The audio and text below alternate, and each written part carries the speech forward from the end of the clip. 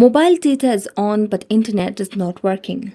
Hello everyone, welcome to this channel. I'm Emily and I'm here to help you out today. So without any delay, let's get started. So first of all, what you need to do is just scroll down and tap on the control bar over here.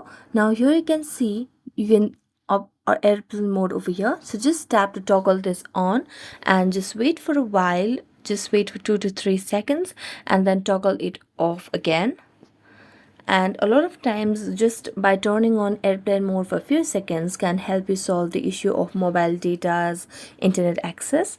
If this does not solve the issue, then you can just go to the settings of your device and then on the search bar you can directly search for access point over here.